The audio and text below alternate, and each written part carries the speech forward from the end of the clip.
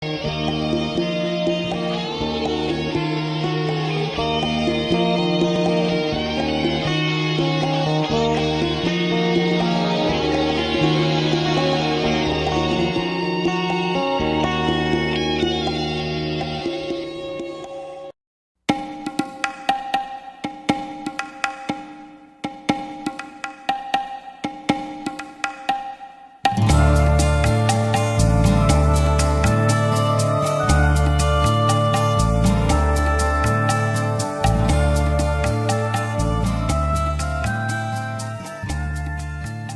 country needs to know about it. The planet needs to know about what has taken place.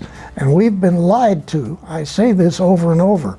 We've all been lied to for a minimum of 6,000 years. We're going to have to step back our thinking here to the people on this planet. Okay. They don't know there's extraterrestrials. Yeah. They don't know that there's not just one of them. Maybe we've got thousands, maybe we got billions of extraterrestrials. The latest number, just recently, we doubled the number again. We now have 200 trillion galaxies out there. Bobby Ray Inman, was he alive then? I don't even know. He was just a kid then. So he wasn't. But Bobby Ray Inman later on became the #1 Yes. admiral. Still is. Yeah. But I'm just saying, he, 26 years, he ran with the ball. Right. Okay? Yes. And he knew what he was talking about. So they watched this event, and they immediately structured and organized this group of people, pulling in all of the top scientists they could pull them in, put them inside a secret area, inside of an aircraft company. He put this organization together, which ended up being a major organization later on studying extraterrestrial and is still studying it. So are you saying that was the beginning of MJ-12? Yeah. Hi, I'm Carrie Cassidy from Project Camelot, and I am here today with a very honored guest. Actually, I should say guests, but Michael Schratt is joining us, and he's going to be helping to ask some good questions to our very honored guest. And this is Bill Tompkins, and he is a phenomenal individual and a very courageous individual. And it's rare when you get someone like this who will come forward and tell the truth. And we've been waiting a long time for this, let me say that.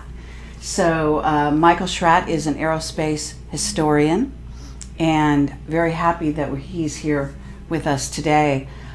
He has a very thorough background in aerospace history, and so that's going to be a lot of help. Actually, you may disagree with me, but I think you might be the first witness to come forward in the area of the secret space program, black projects, and who is actually, in a sense, sanctioned, being backed up by a section of the military, I would say. Now, I don't know if you'd see it like that. I certainly know you're backed up by the Nordics. But I'm talking earthly civilization here. And I think in that case, maybe the Navy is behind bringing you forward. But I don't know if you're actually willing or even able to elaborate on that. But go ahead. Well, actually, it's sort of a situation where I'm still involved with the Navy, and I'm actually having to participate in naval programs. So I'm going to discuss as much as I can. You're going to hit me with some questions, and I won't be able to answer. So I think the easiest way to just start this is to go back to 1942. Actually, for whatever reason, I was selected by some people in the Navy, Naval Intelligence, to essentially be assigned a program to discuss the U.S. Navy secret space operators who have been operating in Germany, trying to understand the tremendously complicated agreement between the SS and the Draco reptilian group who were assisting Germany. So this had actually gotten started much earlier with a very lovely young lady in Germany who was contacted by Nordic people to essentially get her friends to develop the necessary requirements to build a large space transport, get their friends and the family to join into this, and essentially leave the planet and go to another star's planetary system. And this is Maria Orsic. That's correct. And so she actually was doing this from like the late 20s, 1930s.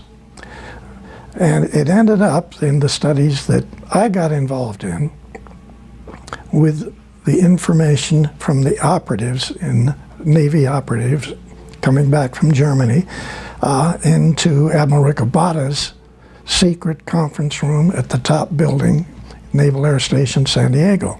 He's commander, Naval Air Station San Diego, but he has a hobby, okay?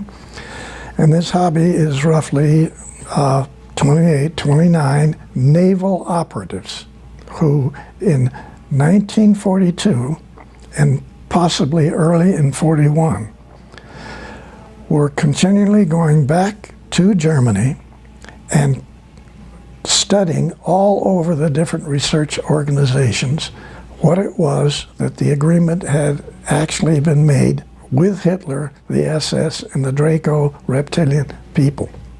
Okay, but if this is happening in 41 or 42, the war is not over. The war is still on. But this young lady that we're talking about had been contacted by Nordic people to help her get an organization together with a great deal of extraterrestrial assistance to design a propulsion system, design a vehicle large enough to carry 40,000, 50,000 people, get in this vehicle and leave the planet. Now the SS was not aware of this. When they found out about this, they took over a group of 1,442 people, which included scientists, it included shoe salesmen, it included farmers, it included top research technicians. All these people were contacted by the Nordic extraterrestrials to assist people in Germany to get a vehicle built. So now we have a whole lot of civilians, nothing to do with the military, and with absolutely no desire to have the military involved in this extraterrestrial event. Okay? Real important. When the SS found out what they were doing, they took over everything that she had structured and organized, all 1,443 people. They had been hawking their farms. They had been getting everything they could possibly get in the way of money to design and build massive size spacecraft transports. That's not what the SS wanted.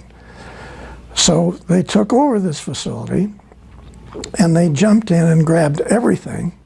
After only 2 months, Hitler made the decision, let her and her organization go ahead with what they're doing. We're going to be working with the Draco reptilian group. So now we have two groups that we can get, and we can cut into them anytime we want. We can take it over again anytime that it was necessary. So actually, they allowed the second time for this group to design and build these spacecraft transports, with which many of them later on, even during the war and after the war, to leave the planet. Some of them went out and came back. They actually had large facilities that they utilized as in underground facilities in Antarctica. The Draco reptilian people had 2 enormous caverns, and I don't want to get off into that subject now. We can talk about it later.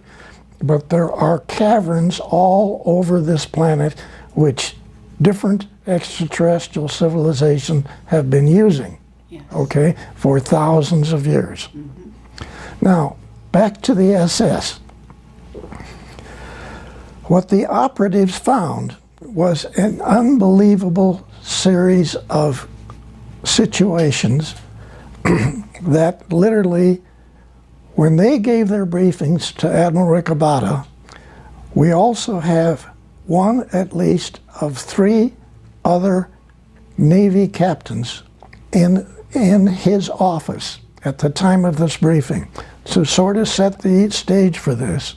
Okay, can I get the year that they did the briefing with Ricobata? 1942. Still during the war? Still during the war. Incredible. Okay. Yes. Yeah.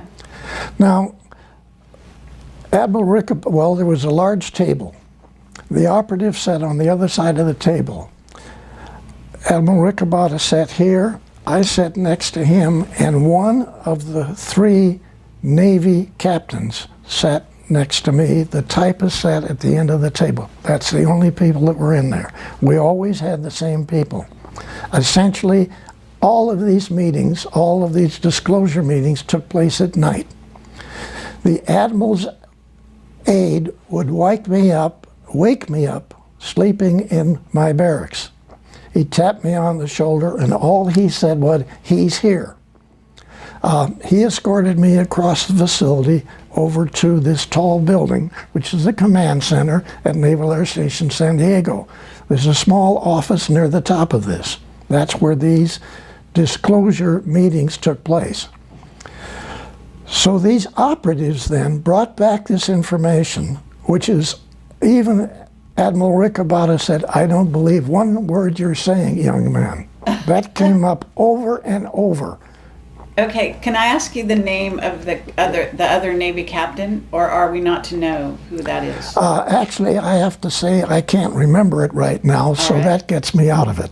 Okay. Yeah. All right. But I really don't remember. Okay. Okay. But these operatives themselves didn't believe some of the information that they had to bring back, and so all they tried to do as best they could is present a package of information. Some of it even had manuals, okay? Some of the manuals were in hieroglyphics. All of the manuals were in German. Then they had photographs taken inside of research facilities in Germany. They had photographs of UFOs. They had photographs of maintenance people working on UFOs.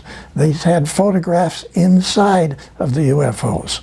Okay, now I want to ask you something, because these operatives, you're calling them operatives, were these regular human beings, and how were they getting access to Germany at this time to get this information? Was this something that they were allowing the Americans to have?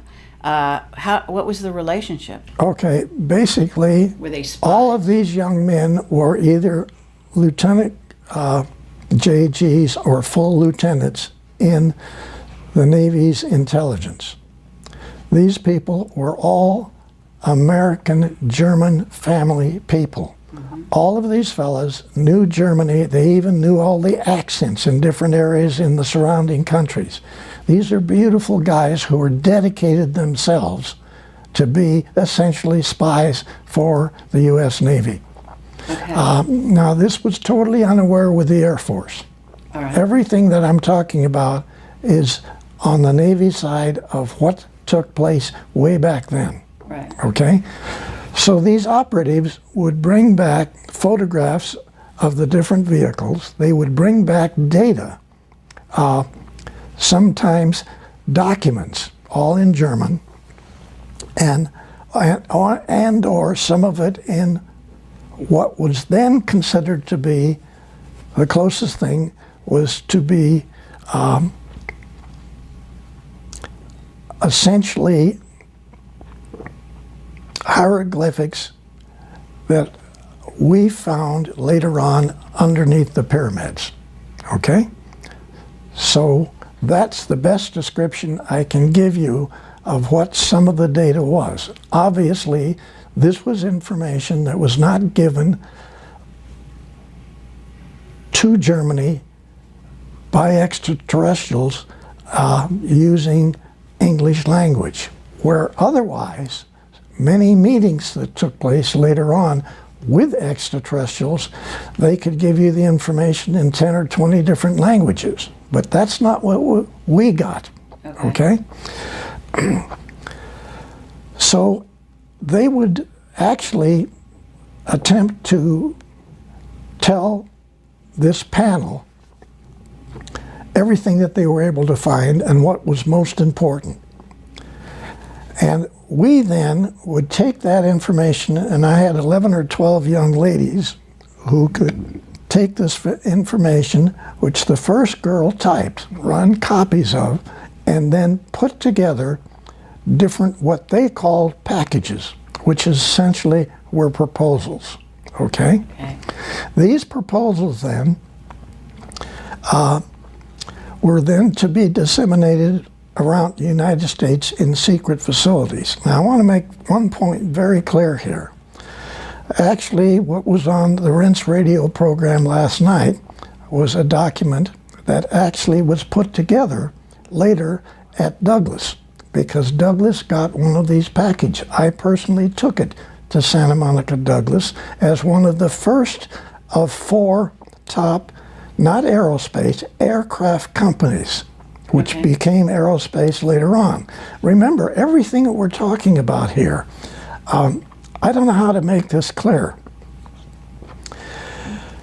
You're trying to decipher, you're trying to understand, not just other extraterrestrial people information, but everything that you're getting is totally unreal to every single PhD on the planet. I have to say, people don't realize what took place in 1942 in the Naval Air Station at San Diego. This is unbelievable. And it's not just a statement of unbelievable. You couldn't understand it. When the documents were then taken, and I had to use one of the 2 airplanes that Admiral Ricobata had. He had a twin-engine Lockheed Electra, which we used to fly back in the eastern part of the country to laboratories and naval bases.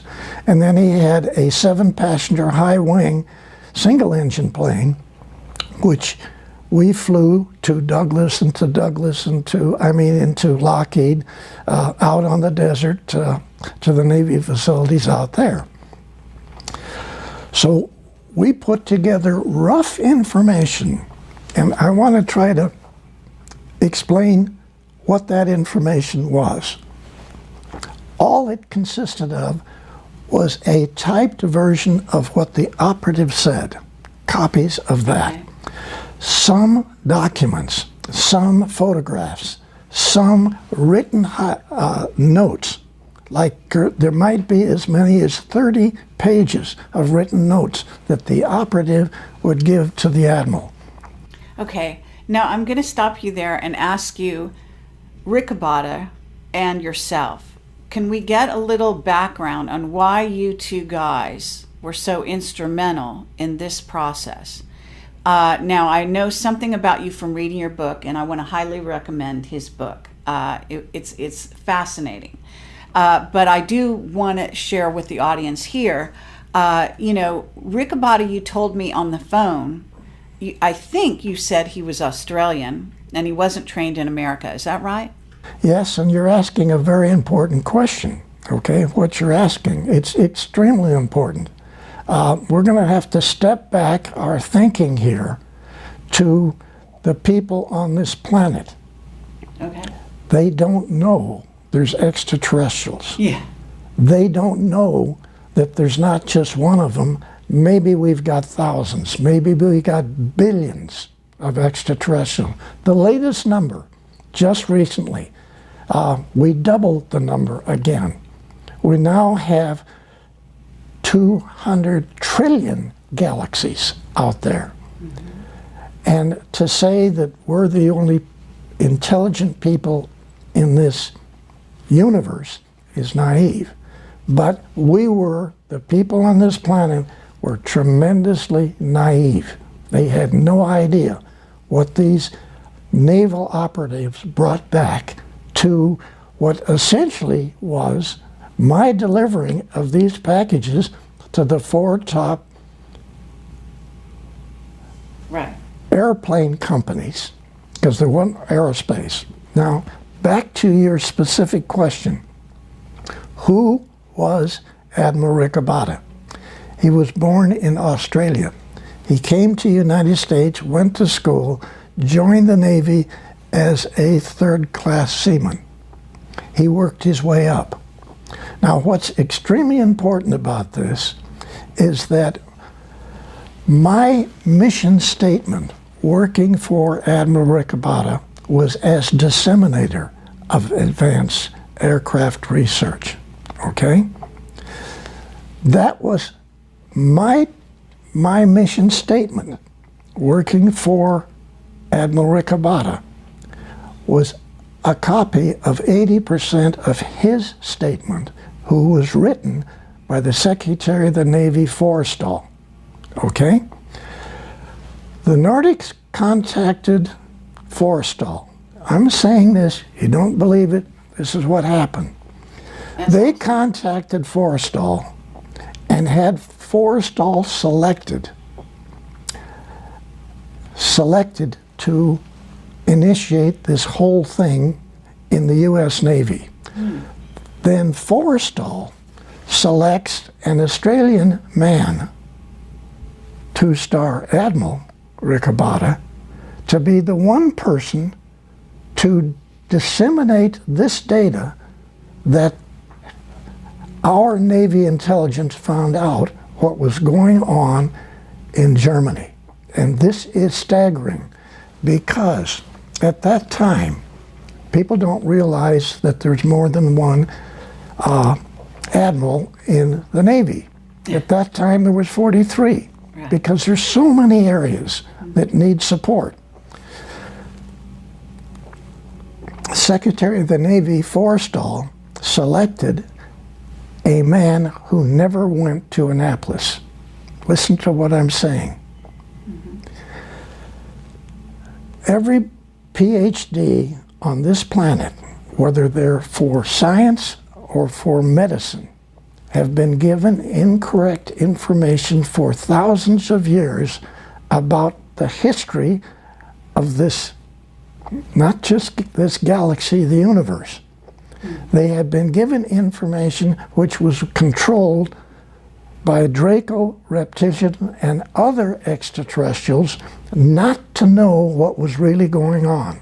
So every book in every university on this planet had misinformation about every field, every technical field you can come up with, okay? Yes. So when the operatives had to carry this out, they were not asked to study these packages. They were directed to study these packages. These weren't requests for proposal. This was a demand factor that this information that got typed up in the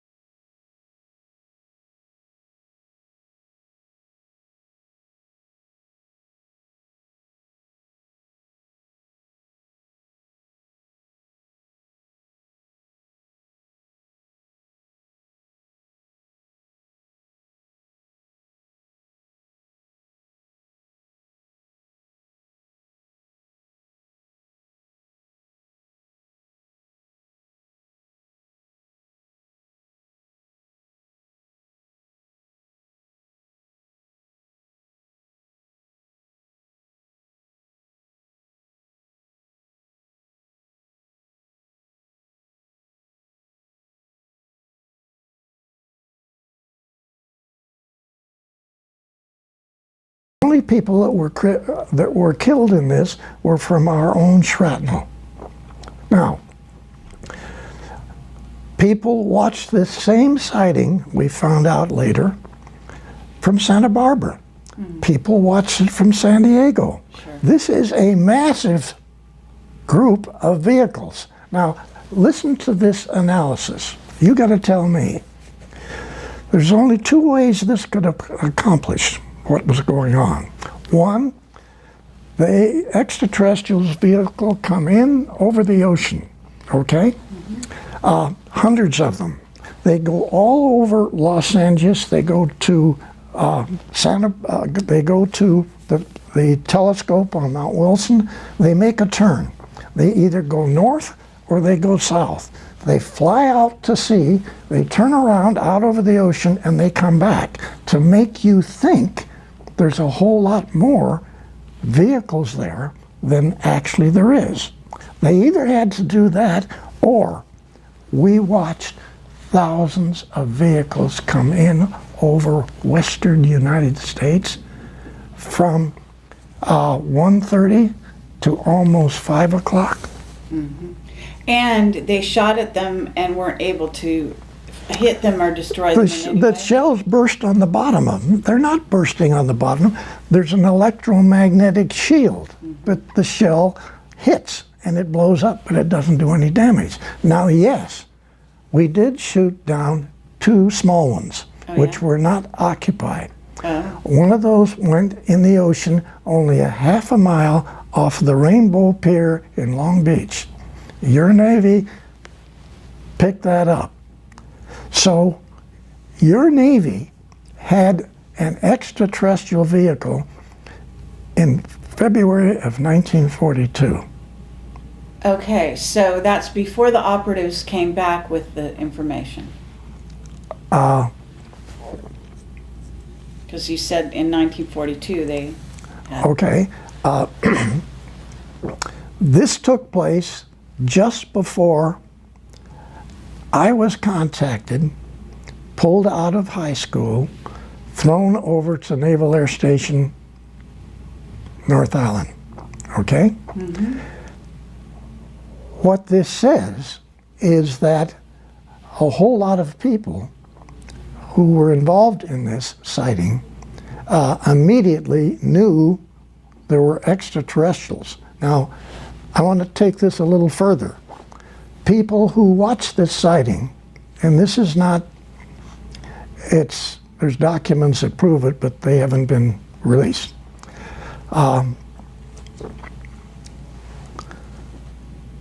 Two Navy admirals, two Army Air Corps generals, and an individual whose name is Donald Douglas Sr. Those five people were in meetings that evening. They were still in meetings. They watched this whole thing. They watched everything. And bang, extraterrestrials. No cover-up. They're real, okay? So those fellows got together. Okay. Just a second.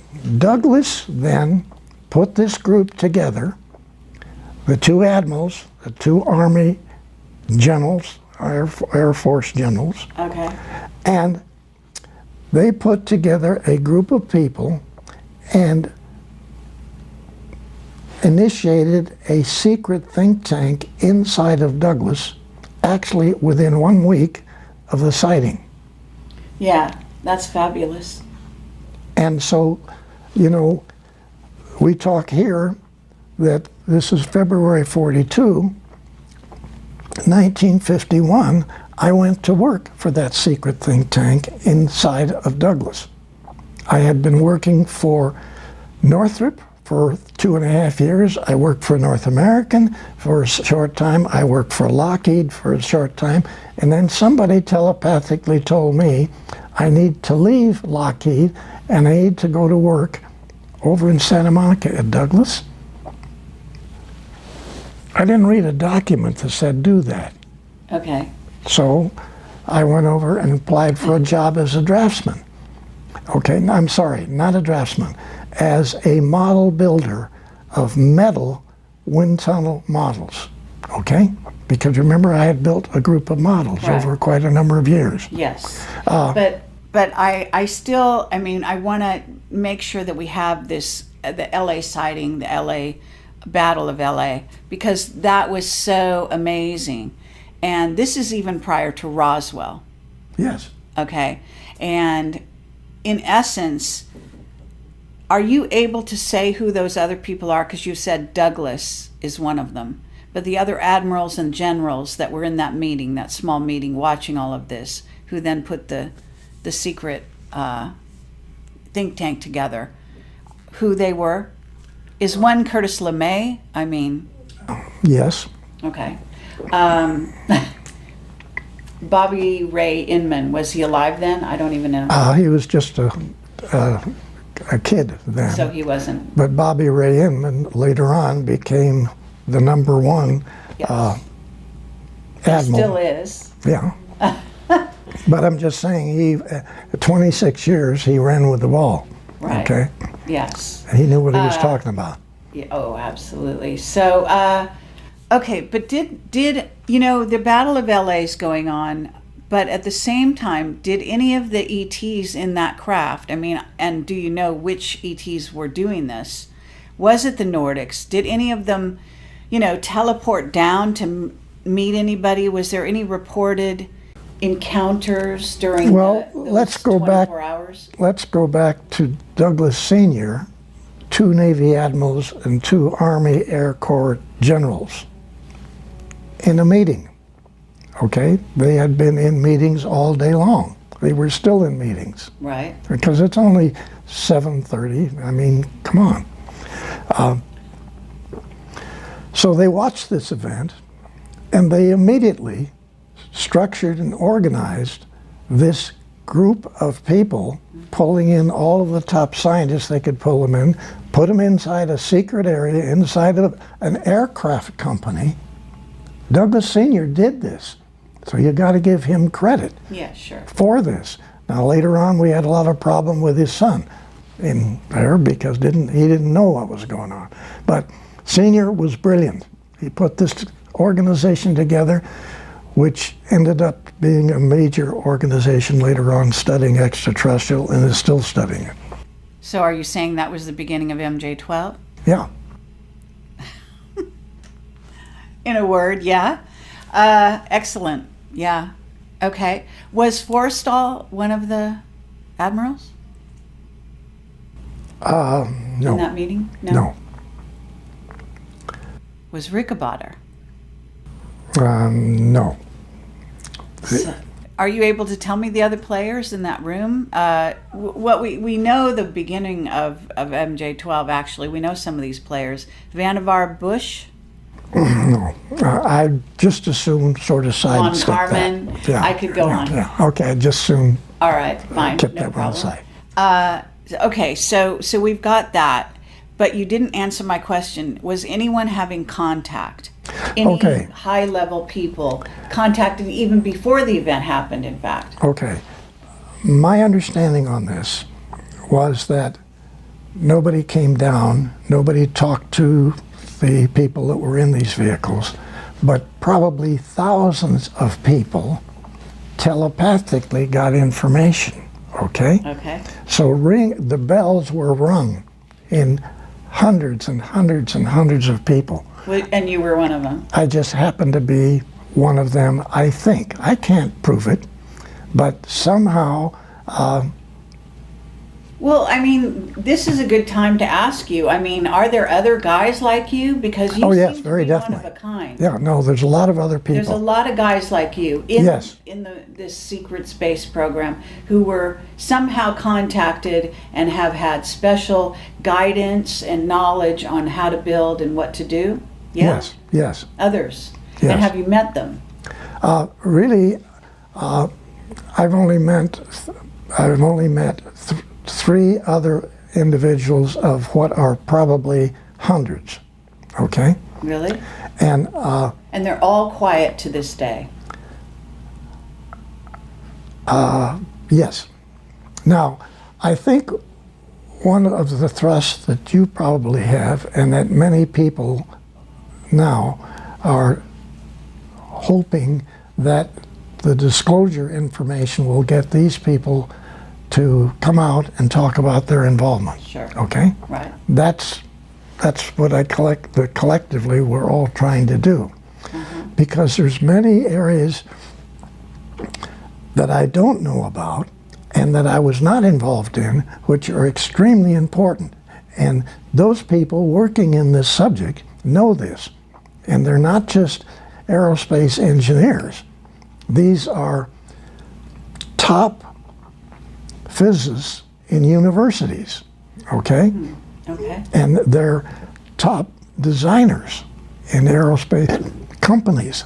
And they've had the information put in their head too. But for whatever reason, almost everybody that knows the information has been in some way put in the position that either their family has been threatened, they have been threatened, and they don't want to talk. Okay, well then before we go on, why are you able to come forward? Okay, Who gave you the green light? Okay, I can't answer that. All I can say is that the easiest way for me to say what I'm saying is my association with 3 Nordic people in Douglas on the Apollo program, okay? I worked with these guys, 2 young ladies and 2 really good-looking Nordic guy. All right. And so working with the 3 of them for 3.5 years on the Apollo program, who all 3 denied that they were Nordics. But everybody that was anybody in engineering knew they were, okay? I never said they were. They never said they were. But if you can just try to visualize, I had 170 top engineers on the Apollo program working for me, okay? I was engineering section chief at Douglas. I had, I guess, worked my way up.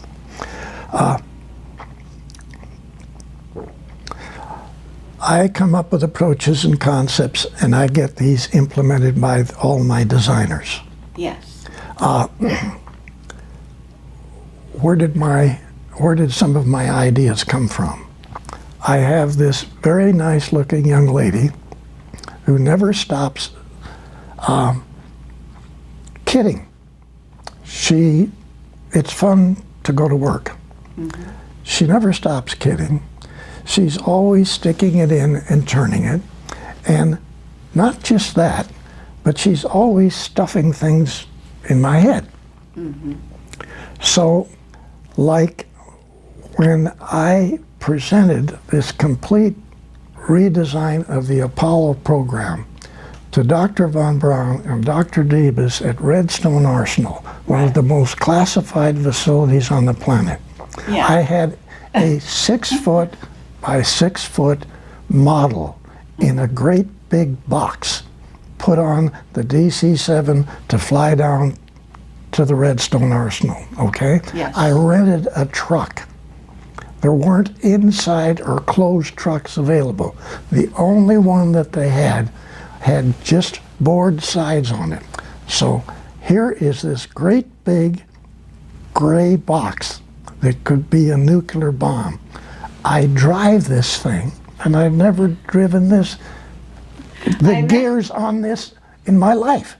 I'm in a 3-piece business suit.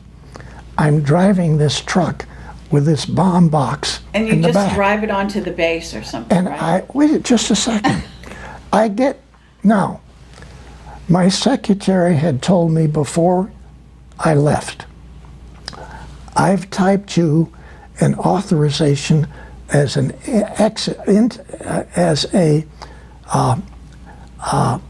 allowance to go on board the base. Okay, you're never going to use it. Okay, I said you're gonna get on base and you're not going to have anybody bother you. Okay, so yes, I'm driving this truck a long straight road to get to the gates of the base. And she said, I told you before, Billy, telepathically, I'm driving the truck, just keep going. So the gates open. Okay. So great. Now, off on the right hand. Wait a minute. Great movie. Yeah. Okay. Off on the right hand side Yeah. is this massive parking area for all of these trucks. All of the people to get on base go through the security checks. Nobody. It's one of the most classified bases on the planet. Sure. And the doors open. The gate opens, and none of the 4 police guards at the office, they didn't pick up their rifles and come out and start shooting.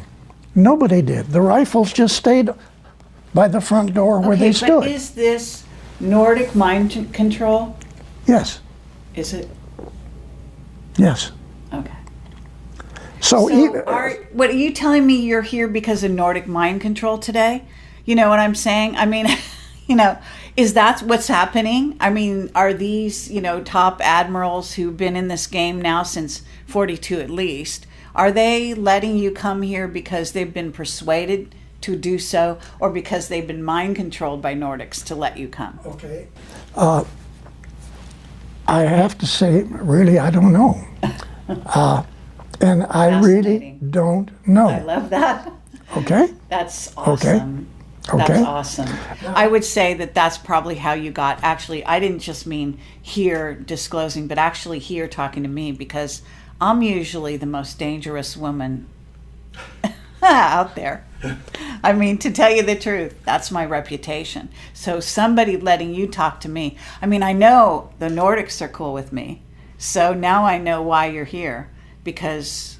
You just answered it. All right. Okay? Yeah. Now, while we're still not believing the gates to open, I drive this truck through a massive base that's covered with trees. You can't see the sky, okay? You can't see where this tall building is that Von Braun's tower is. Right. I finally get to this. I drive right up. There's 3 levels of steps going up if you come as a guest. That you can go into the back and drive in the back and get in there. So tell me why, you tell me why 4 security guards come down the steps carrying a big rectangular dolly with 4 wheels. Okay? Yeah. I haven't said anything to them. They come over to the truck. Right. I'm out of the truck. They take the boards off the side, lay them down on the concrete. They pick up this model and they put it on this dolly. Why was that dolly available? Sure. I'm asking. Nordic mind control again. Okay. So they carry this big box with the model in it, the command center for launch of Apollo, which nobody in NASA knows even exists. Because remember, that's my concept of what you've watched on TV every time you watched an Apollo mission. That great big facility. Well, we got a lot of questions yeah, about that. but just a second. Our contract on the S-4B stage of the Apollo, the command stage section, okay? Right. Requires us to utilize a open hangar with doors on both ends of it to check out our facility, our stage, and then assemble it on top of a outside assembly area, okay? This is insane because we've got the most advanced circuits that have ever been designed for the computerized the entire computerized operation of Apollo. Because remember, Germany was all mechanical. They did not use computers. Even back in those days. Back in those days. Now, this facility then has this massive outside structure where you assemble your stages on this, and it's 270 foot high, okay, out in the open, and then somebody lights the engine and we get the engines to operate and it lifts off. The checkout of everything is outside. The checkout of the facilities and every part of the whole program is out in an environment with the doors open in a hangar. Okay, are you trying to tell me that because that it was somehow camouflaged and so people wouldn't look or couldn't see it, or? No, I'm saying that our contract required us to do all of the assembly and checkout of our stage, which is the controlling stage of Apollo, in an open hangar in the worst atmosphere that we can do it on the planet, because the humidity at this location so why was it like that? I mean, was yours. Are you saying you made a redesign from that, or I said to Dr. Debus and Dr. von Braun in my briefing that I don't want that hangar that you want me to check my stage in.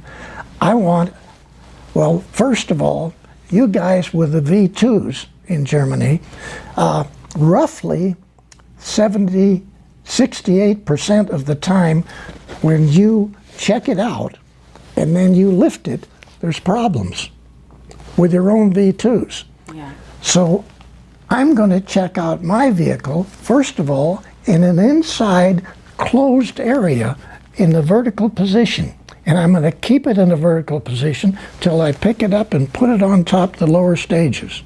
Okay, but I want to know why, if the Nordics had this amazing technology and they were helping you and feeding you ideas for Apollo, why was Apollo so rudimentary?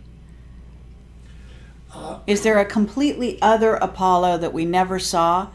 Because we know that things happened on the moon once they got there, and you said, you know, and I want to talk about all that.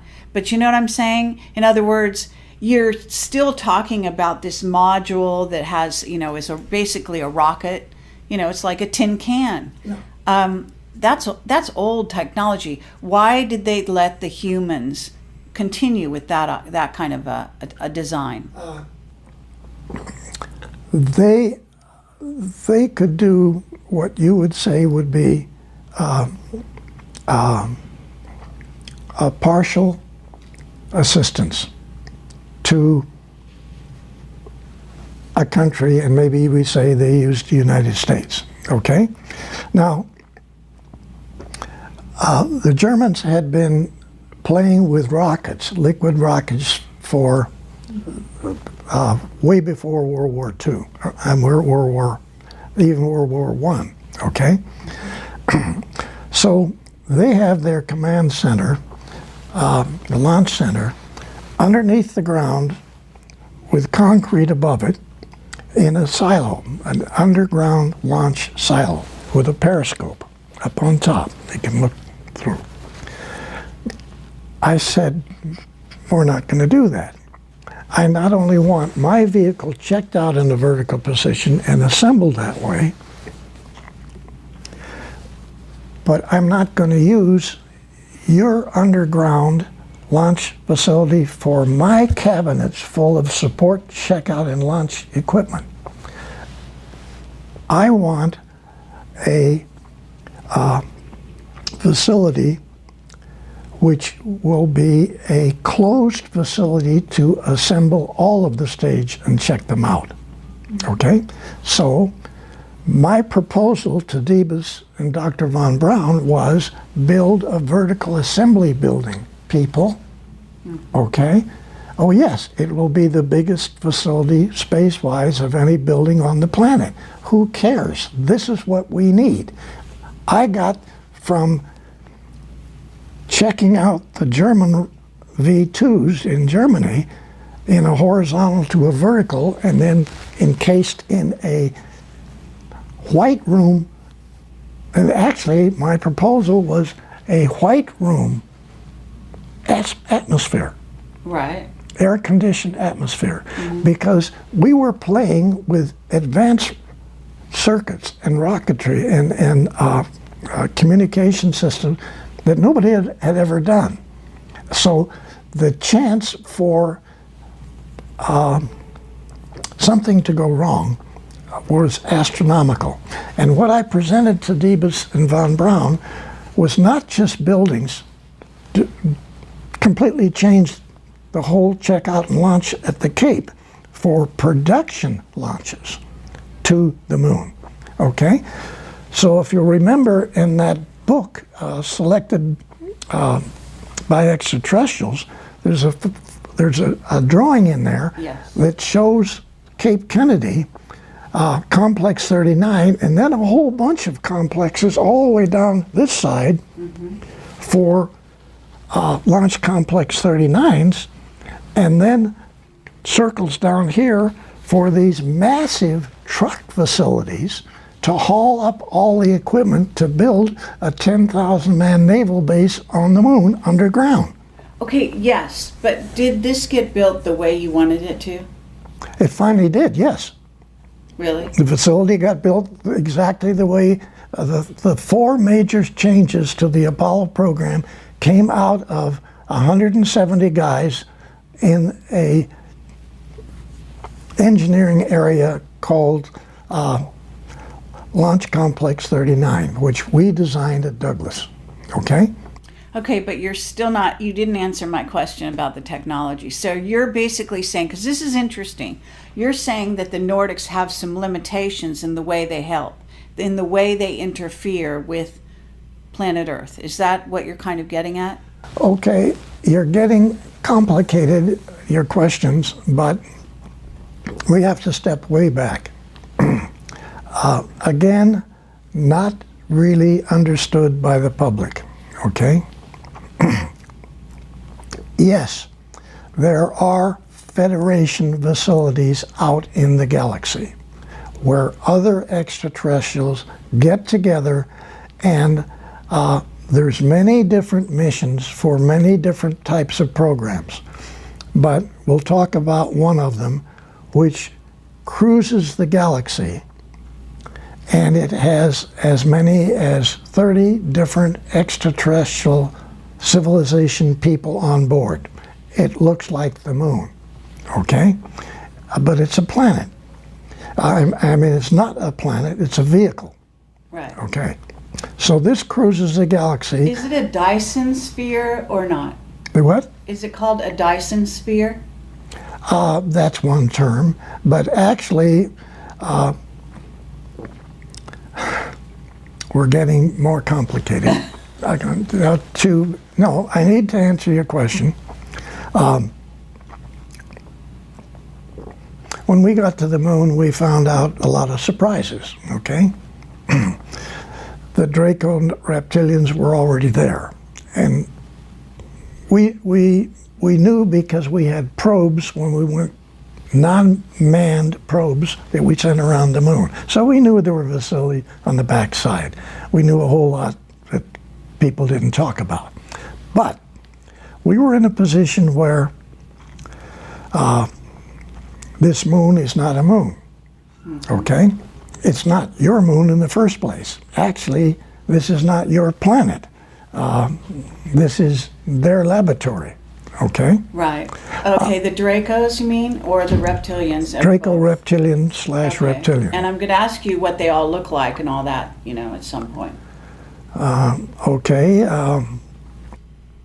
Because I know. Okay, let's get to when it was it Neil Armstrong landed on the moon, and he said that thing that you heard him say, and Michael wants to get real specific about this. So basically, there were 7 huge craft there, and you said on one of the shows out there, you said that the reptilians actually showed up beneath their craft and they gave the finger. Okay, they were parked around the side of the, On the crater. Yeah. Okay, they were not parked on it; they were Right. floating above it. Okay, yeah. So there were hundreds of these 9-foot reptilian guys standing with their legs. Hundreds. Yeah, they were all the way across the underneath their vehicles, Okay, standing so on the 9 crater. feet, and what do they look like?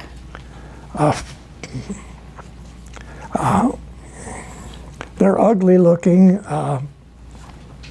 lizard, alligator type people. They Wow. got the same skin as the lizards got. Right. Okay, and terrible-looking faces. But then they have the ability to shift and look like a human. All of them do. Okay?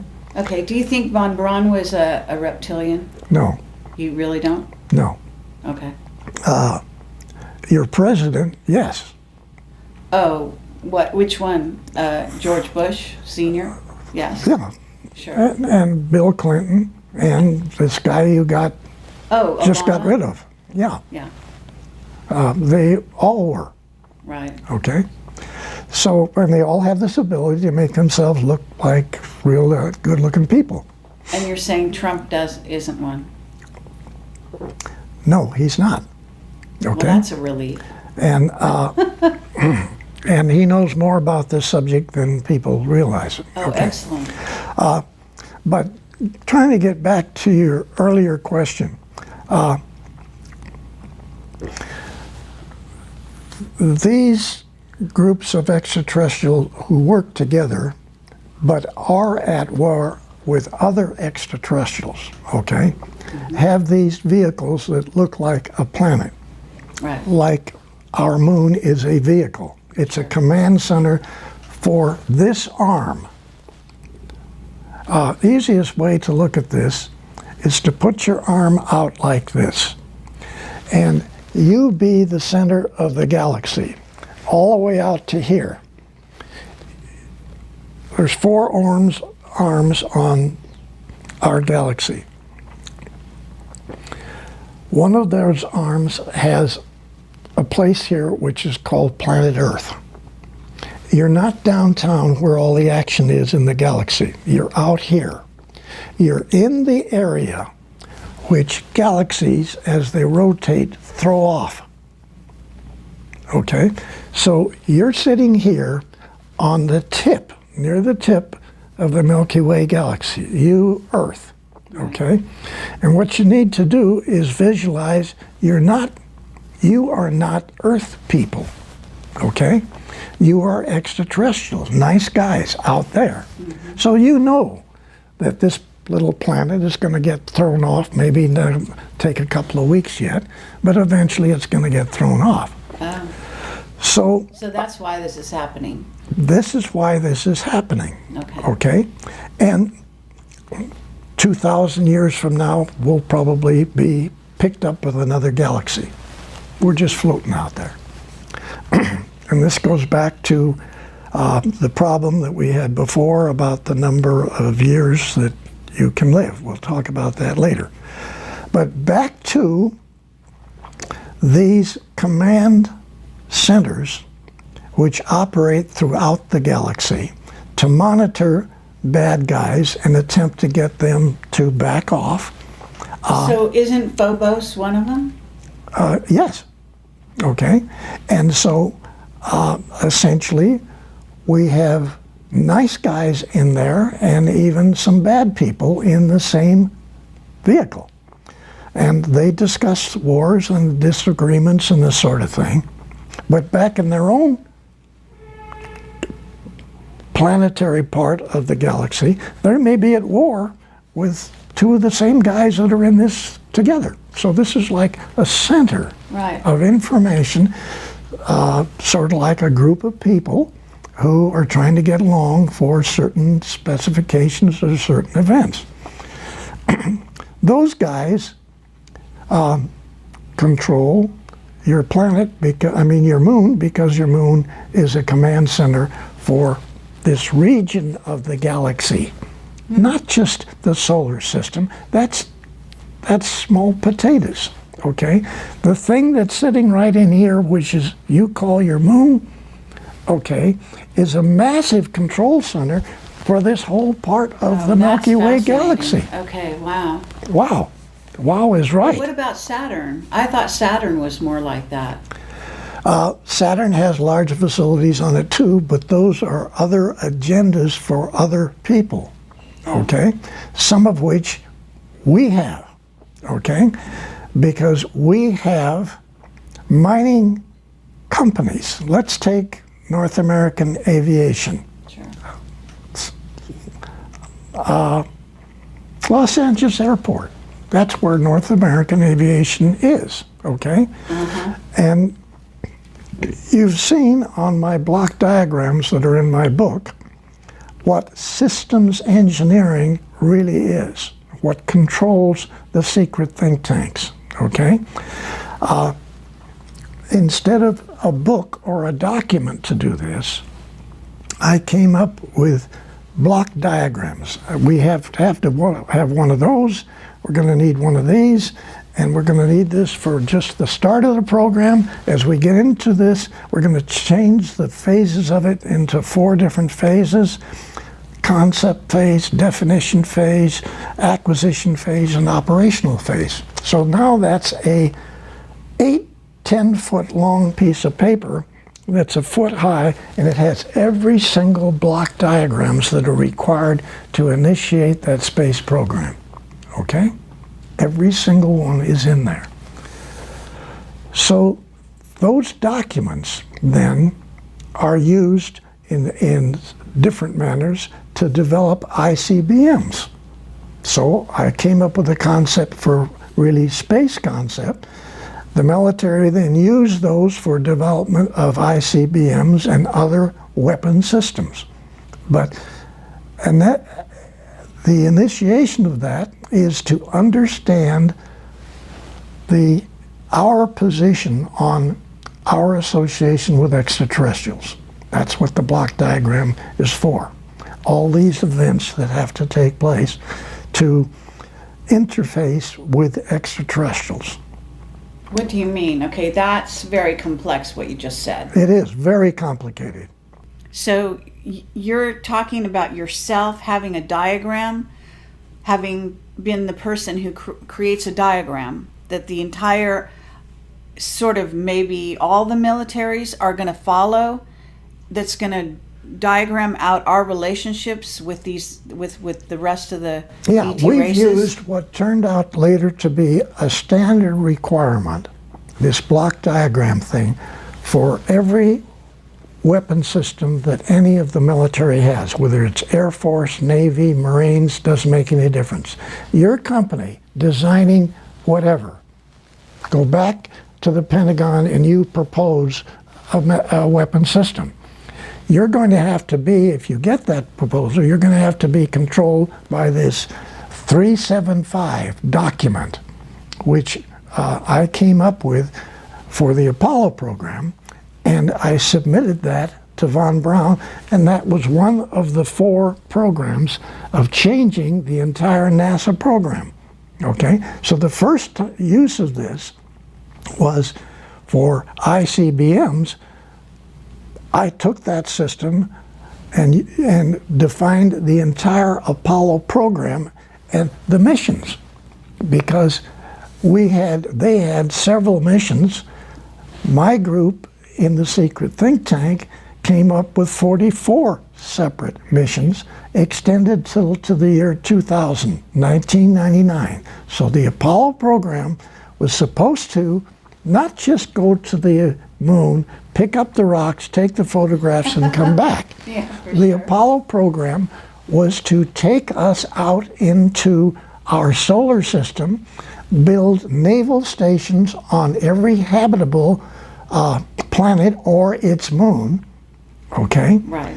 And then the next phase was to go to the 12 closest stars, Alpha Centauri being the first, put naval stations, bases on all of its planets, except we stopped that one because it had 2 suns and the radiation factor was not We couldn't do it.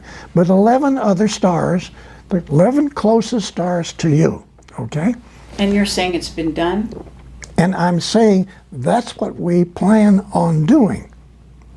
Okay, you planned starting with Apollo, and you That planned is up the to Apollo mission. 1999. No, It was that supposed is the Apollo to- Oh, mission. that's just Apollo. Okay. Did it happen? No, It got stopped, right? yeah, And it got stopped by the reptilians. yeah, they said no. Okay, now this diagram that you're saying, this block diagram that is the militaries are all following, it basically is, in a sense, your design initially. It came through you, but it must have been downloaded to you somehow from the Nordics, Okay. saying what Earth people were going to be allowed to do. Is Yeah, that what it's saying? okay. What kind of weapons they could or couldn't build? It was not for weapons. It was for us, and actually that's in my book. Right. It was for us to go out into the galaxy. Everything that's necessary to build a transport or a vehicle. Go out in the galaxy, have communications with other extraterrestrials out there, and set up businesses with them. Right. Maybe we could mine stuff for them. Maybe we had certain materials they don't have. We could market these. Okay. They may have things that we want to buy. Set up communications with other civilization people out in the galaxy. That's what the first block diagram was for, and that's what the mission was to have originally been, what we recommended. Okay? Yeah. Now, yes, Nordics put that stuff in Billy Tompkins' mind, and he runs with this ball. Okay? But you've got it in the book. I mean, that's what our thrust was. It was not military. Then the military picks up this document, and they run with that of every military program anybody wants. Okay, but when you say the military picked it up, I mean, here you are kind of almost embedded in the military. You're dealing with von Braun and Diebus. Now, they're Germans. Yeah. Okay? So there is some kind of interaction going on between still Germany, the U.S., and then Project Paperclip. Yeah, Bringing right. over all the Nazi scientists. Yes. And at some point, we're being infiltrated. It's clear in your book that you, and especially your close friend that you worked with a lot, you used to talk in the dialogue of the book. You're always saying someone is interfering, someone is on a higher level trying to manage this situation. Implement the situation. Okay. So you're having both white hat guys Yeah. out there, okay, and we got black hat guys out Yes. there. And they're both influencing us. And they still are. They have their agendas. And they still are, yes? Yes. Yeah. As we're talking, they're still doing this. Yes. Okay? It hasn't stopped. Okay, before we continue, and I want to take a short break, I'd let you drink some water.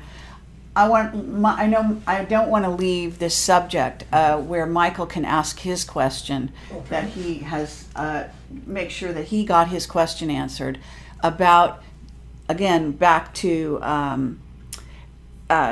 Neil Armstrong on the moon and the 7 huge craft and all the reptilians standing there.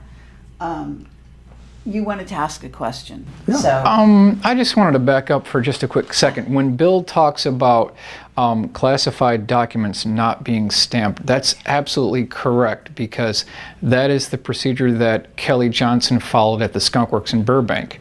When they were doing the F-80, the U-2 spy plane, the A-12, and the SR-71, none of those documents were stamped top secret. That was per Kelly Johnson, so you're absolutely correct about that. Crazy, but yes, you're right. Yeah. So, Bill, are we to believe then that you are the genesis of the vehicle assembly building at the Kennedy Space Center? You're the genesis for that idea? Yeah, but that Okay. actually is for the NOVA program. Okay. Okay, NOVA vehicles. In the book, I think there's 7 of them in the one picture. You see 7 different types of NOVAs. You see the the Apollo vehicle, it's over in the corner, it's a little tiny thing. Then you see these great big things that are 10 times the size of Apollos, okay? Those are all trucks. They're trucks to haul up boring machines for the moon, to bore into the moon, to find areas where we can do our construction of a 10,000-man naval operation and research base on the moon. That's what our Apollo program first phase is. Not just go to the moon and pick up the rocks. We were going to the moon to a program that actually operated, this is 1963, it was operational till 1999, okay? The moon, the Apollo moon program, okay? So, all these... But it got stopped, and then it continued. I mean, it went black, I guess, is what happened. Yeah. But do you want some water? Yeah. Does anyone else want to take a short break?